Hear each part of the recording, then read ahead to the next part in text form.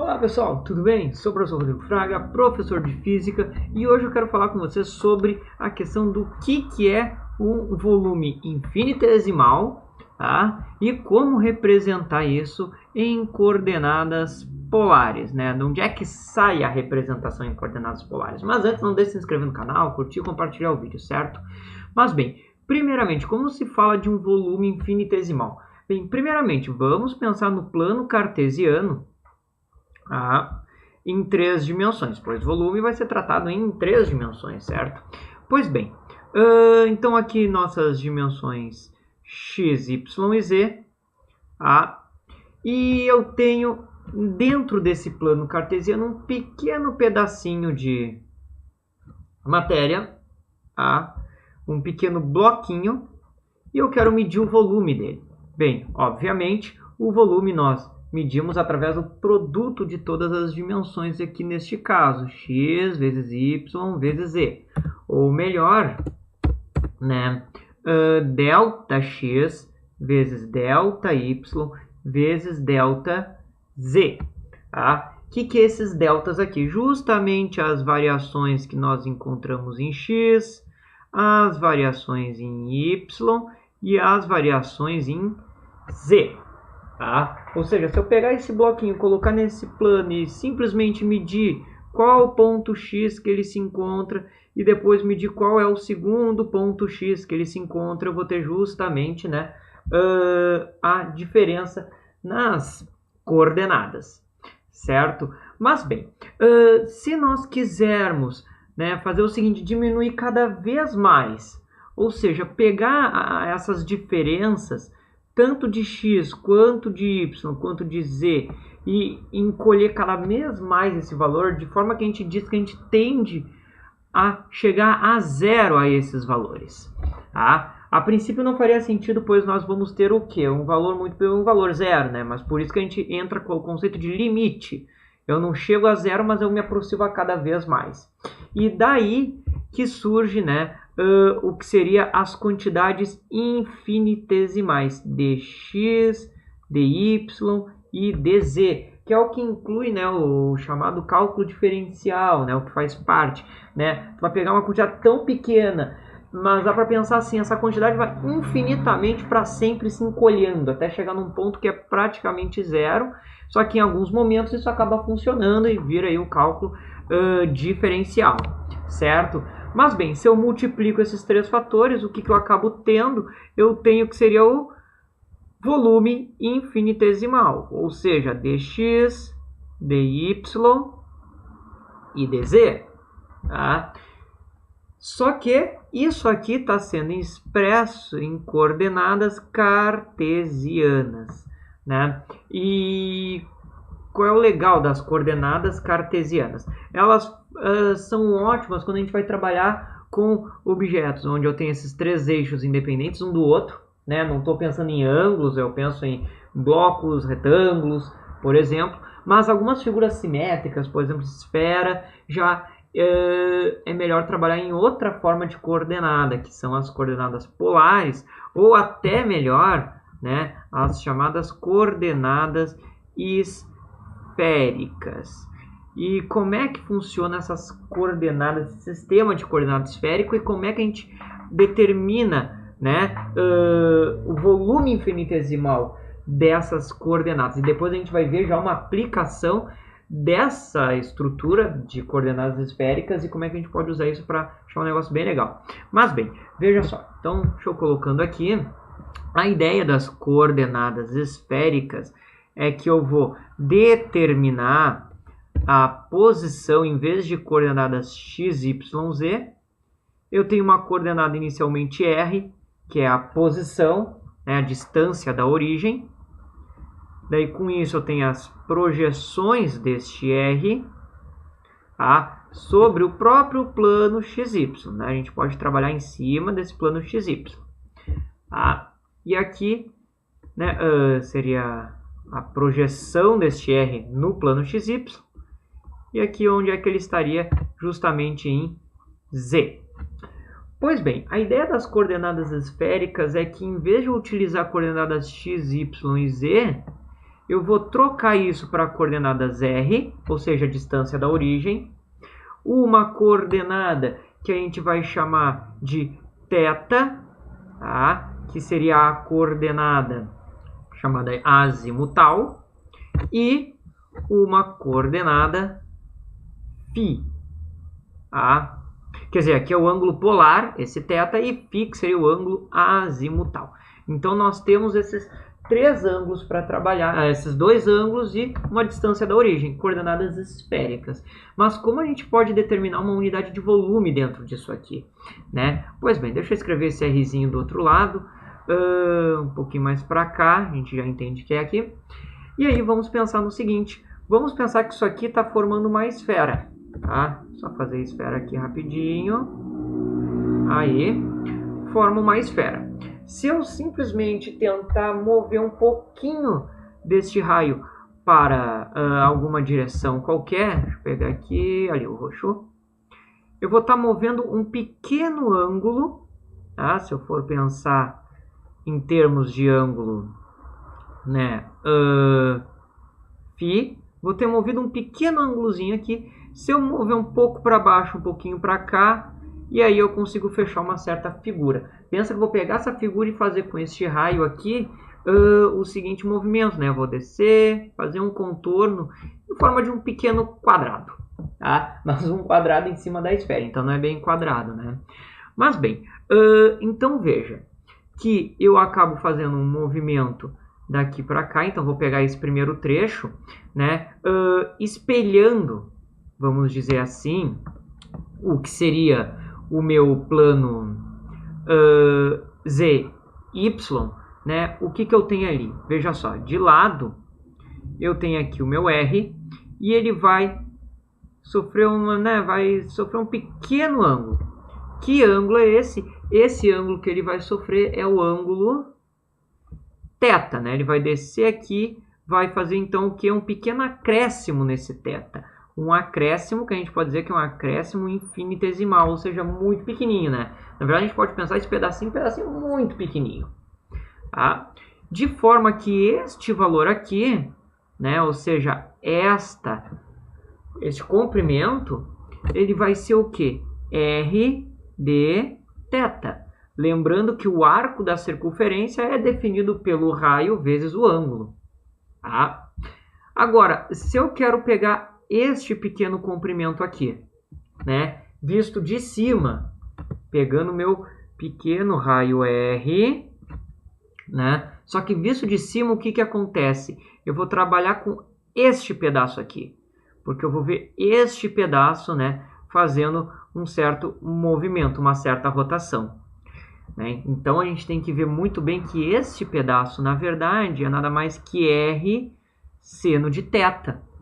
Tá? Pois este valor aqui é nada mais do que a projeção de R sobre o plano XY, né? Que a gente pode ver aqui justamente aqui, ó, R seno de θ.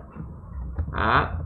E ele move-se um pouquinho, né? Eu tenho um pequeno acréscimo, né, de ângulo φ. Então eu posso acrescentar aqui um quê? Um de φ, que é no ângulo azimutal. Opa, aqui é o ângulo que eu vou acrescentar. Agora sim, aqui, né? Um de φ. Ou seja, essa quantidade de distância que vai ter sido percorrida, né? Essa quantidadezinha de arco, vai ser nada mais que R seno θ, que é este comprimento, a gente está vendo a partir da projeção, de φ. Aqui a gente não vê com dθ, porque a gente está vendo diretamente na superfície da esfera. Aqui não, aqui eu tenho que dar uma olhadinha na projeção para ver o quanto que ele vai movendo-se de lado. Então, por isso essa pequena diferença, né? Se eu fizesse o contrário, bem, ia ter que aparecer daí esse seno de alguma maneira. Tá? Mas bem, então veja que eu tenho este valor e este valor. Então, isso aqui, num limite infinitesimal, nós teríamos o quê, né? Visto de cima, nós teríamos isso aqui, ó. Não vai ser totalmente um quadrado, porque a gente está retirando de uma esfera. Mas aí eu teria ali o R de θ e aqui um R seno de φ. Tá? Mas bem, como a gente está no limite muito pequeno, isso aqui acaba por se parecer com o quê? Com um pequeno quadrado, né? Um quadradinho infinitesimal, e essa aproximação dá certo, porque a gente está levando esse valor a tão pequeno que vai ter um momento que basicamente pode se considerar uma linha reta, né? E depois para os processos de integração ele acaba sendo bastante útil. E bem, o que está acontecendo que falta o volume, né? Mas bem, a gente pode muito bem pensar no seguinte: eu vou voltar um pouquinho nesse bloco e eu vou ter um pedacinho maior. Quanto que eu voltei? Justamente uma quantidadezinha dr, ou seja, eu peguei e voltei um pouquinho, né? Então, completando esse brinquedo todo, o que a gente vai ter aqui, ó? Fazer aqui embaixo, veja só, vou ter aquele meu quadrado, como eu assinalei aqui, um R de θ, aqui um R seno de φ, porque a gente vê a partir da projeção, né? Aqui a gente não vê a projeção, porque eu não estou interessado em ver o quanto eu movo isso, eu estou vendo diretamente na esfera. Aqui não, o comprimento que eu tenho que ver a partir da projeção. Tá? Agora que eu vi que o dφ saiu meio estragado aqui, né? dφ. Tá? E agora uma espessura, né? dr, de forma que a quantidade de volume infinitesimal, tá? Agora que eu fiz isso aqui, eu posso apagar aqui, né? Só para escrever aqui em cima, fica melhor. Tá? Então, a gente pega um pedacinho daquele quadrado redondo, vamos dizer assim, e encolhe tanto, que é um limite infinitesimal, se considera uma pequena esfera. Então, ali nós vamos ter, ó, o diferencial de volume vai ser basicamente a multiplicação daqueles valores, né? Daquele pequeno bloquinho. Então, a gente vê que temos aqui R e R, então vai dar um R quadrado, o seno de θ e os comprimentos, as quantidades infinitesimais, dr, dθ e dφ. dφ. Que daí seria esse limite infinitesimal. Por isso que aparece, né? Porque a quantidade infinitesimal de volume, diferente das coordenadas cartesianas, né, que tem dx, dy e dz apenas, vão depender de r quadrado e seno de θ, né? Porque a gente pode pensar o seguinte: quanto mais longe eu estou da minha origem, maior esse raio, então um pequeno deslocamento angular vai provocar cada vez maiores deslocamentos, né, lineares na minha esfera, né? Quanto menor o ângulo, maior o comprimento de arco, quanto mais longe eu estou, né? Pensa aqui. Aqui eu tenho um pequeno arco, aqui eu tenho um arco maior, se eu for estender isso cada vez maior, um arco cada vez maior. Então, por isso vai ter essa dependência aqui, né? Então, vai depender do ponto que eu estou analisando, certo? E o que pode ser útil? Olha só uma aplicação direta disso aqui, numa página nova. Então, ali, ó, mostrei para vocês onde é que sai esse r quadrado seno de θ, dr, dθ, dφ. Ah, lembrando que dθ é o chamado ângulo polar e dφ o ângulo, ou φ o ângulo azimutal, né? Tem alguns livros que às vezes trocam esses dois, mas é só ver aqui onde é que eu botei o θ, onde é que eu botei o φ, certo? Pois bem, olha só, veja, no método da integral, um volume seria igual ao que? A integral na minha região inteira dos infinitos volumes, né, infinitesimais, né, infinitos volumes infinitesimais, essa é boa, né? Mas bem, esse dv, como a gente tem em 3 dimensões cartesianas, seria uma integral tripla em x, y e z, de dx, dy, dz. Só que aqui daria um problema usar isso. Por quê? Porque em cada projeção tu tem uma circunferência. E bem, a equação de uma circunferência num plano envolve uma raiz, pode trazer algumas complicações ali, vai ter um trabalho. Chega no resultado, mas vai ter um baita de um trabalho extenso ali. Então é mais fácil substituir isso pelo que, veja só, para uma integral em r, em θ e em φ de r quadrado seno de θ dr de θ de φ. Tá? Porque agora, olha só, eu não preciso me preocupar com a equação, né, que vai descrever a circunferência, né? Porque, pelo seguinte, eu já tenho R aqui. Tá? O R é justamente a minha função que vai aparecer, né? Então, o que eu vou pegar? Vou pegar esse R e eu vou sair do zero até o valor do raio e depois eu vou girar por todos o ângulo φ e depois por todos os ângulos θ. Tá? Então, a gente faz a integral direto, tá? O que fica muito mais fácil, né? Aqui um desses estaria livre de 0 a r, por exemplo, de menos r a r, só que daí a gente teria que achar uma função de y em função de x, um z em função de y, que em função de x ia dar um caos. Aqui não, estariam independentes. Então veja só, o r, os limites de r seria de 0 até o próprio raio r. θ, né, que é o ângulo polar, né, ou seja, ele vai sair daqui de 0, vai até fazer a meia volta, ou seja, ele vai andar de 0 a π. Tá? Por que não de 0 a 2π, uma volta inteira? Porque a gente vai compensar isso justamente no ângulo φ, que vai de 0 a 2π. Ou seja, naquela figura ali, né? Pensar aqui a esfera, tá? Fazer os eixos. O que eu quero fazer de fato, né? Eu vou recortar um pedaço dessa esfera, tá? De 0 a π. Vou ver quanto vale essa fatia, tá? Em termos de área ou decimal de volume. E depois vou fazer toda a volta, tá? Até completar. Então, vou pegar cada fatia, né? Cada pedacinho de fatia somando. É o que a integral vai fazer. E bem, veja só o que acaba dando aqui, né? Então, ali na minha integral, deixa eu descer aqui mais uma folha.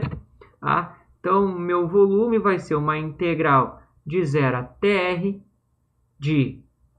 uma integral de 0 a π e uma integral de 0 a 2π de r quadrado seno de θ dr dθ de φ. A ordem das integrais está bem na ordem aqui. Tá? Então, começando pela... Bem, como r, θ e φ são independentes uma da outra, eu posso reescrever isso aqui da seguinte forma, olha só. De 0 a r, r quadrado. De 0 a π, seno de θ. E de 0, só faltou os integrantes, aqui dr, de 0 a π, seno de θ de θ, e integral de 0 a 2π de φ. E deixa eu consertar aí. Então, veja só, né? Esse primeiro termo, pela integral, vai dar o quê? Vai dar r ao cubo sobre 3 de 0 a r. Esse termo aqui vai dar o quê? A integral de seno é cosseno, então a gente vai ter o cosseno de θ de 0 até π. E esse termo aqui vai ser simplesmente φ de 0 a 2π. Então, veja só o que a gente acaba achando aqui de 0 a r. Bem, r 0 ao cubo é 0, então vai ser r ao cubo sobre 3, vezes o cosseno de π é menos 1. Tá? Cosseno de π é menos 1, então vamos ter menos 1.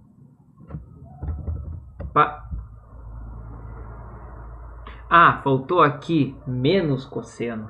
Por isso que eu tinha errado.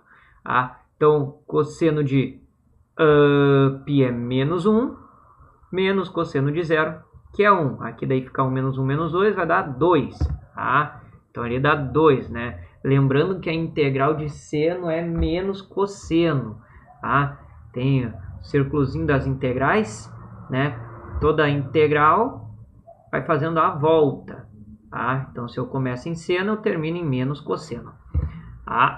E bem, aqui em φ, bem, simplesmente 2φ, né? Então, não vai ter mistério, vai ser 2φ não, 2π. Então, ali 2π. Então, aqui a integral de menos cosseno de 0 a π vai dar 2. Então, ajeitando isso tudo, 2 vezes 2 dá 4. Vamos ter 4 terços de πr ao cubo, que é o que? Nada mais do que, né, a fórmula do cálculo do volume de uma esfera de raio R, né? Então, veja só que legal como a gente utiliza as coordenadas esféricas, né, e a gente já consegue encontrar uma expressão que às vezes a gente não tem conhecimento de onde é que vem. Certo, pessoal? Bem, essa foi a aplicação. Isso foi a ideia da aula de hoje, explicar de onde vem esse volume infinitesimal aqui em coordenadas esféricas, né? Peço só desculpa ali pelo errinho no sinal, mas bem, espero que tenha ajudado vocês. Quaisquer dúvidas, sugestões, postem nos comentários, ideias. Não deixe de se inscrever no canal. E bem, bons estudos e até a próxima!